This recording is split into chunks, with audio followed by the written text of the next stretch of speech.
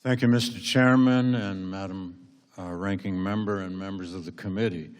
It's a very special privilege as a historian to have this opportunity to defend one's craft. As historians, we often dwell in the past, and professionally, we should.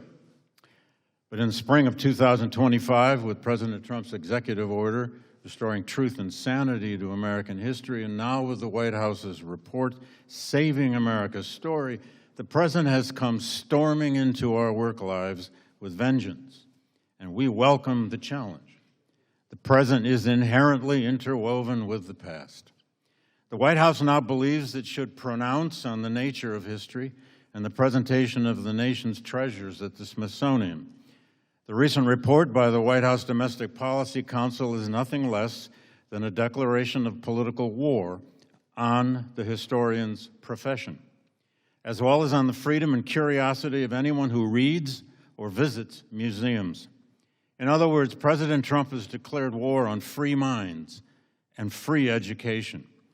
Historians are not voices of the state. We are keepers of memory. And at our best, we're storytellers with trained imaginations.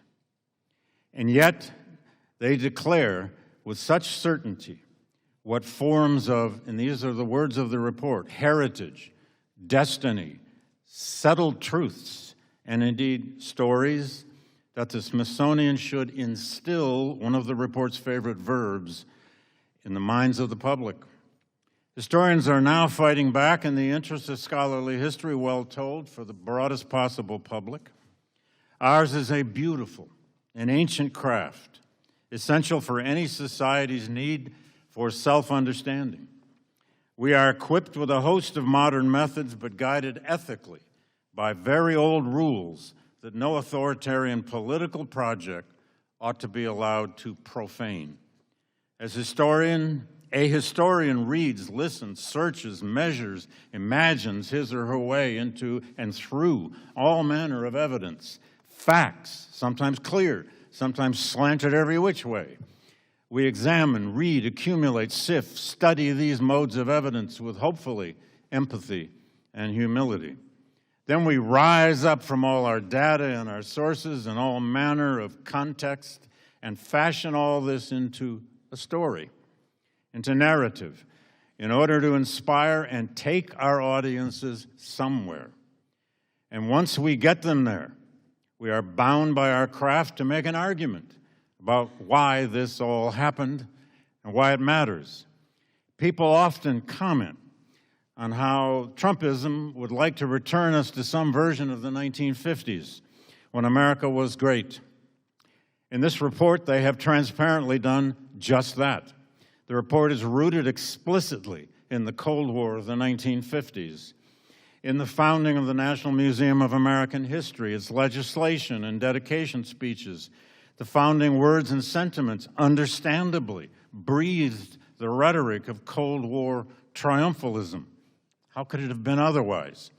The report offers no context for what might have invoked such expressions. The Soviet achievement of the hydrogen bomb, Sputnik, the Korean War, the Cuban Missile Crisis, the March on Washington, and the assassination of President Kennedy. Had the Domestic Policy Council consulted trained historians, they might have provided some context. They might also have consulted Edward R. Murrow's famous commentary in 1954, the year after the museum was conceived, on Joseph McCarthy and his assaults on free speech. We can deny our heritage and our history, said Morrow, but we cannot escape responsibility for the result. Erase McCarthyism, and it will come back. Erase any other 50 difficult aspects of American history, they will come back. Triumphalist history cannot tolerate nuance, ambiguity, complexity, but they are lifeblood for real historians. Also, in a deep Cold War context, James Baldwin wrote in an essay entitled, also 1962, As Much Truth as One Can Bear, that the problem with the way Americans approach history is that, quoting him, words are mostly used to cover the sleeper, but not to wake him up.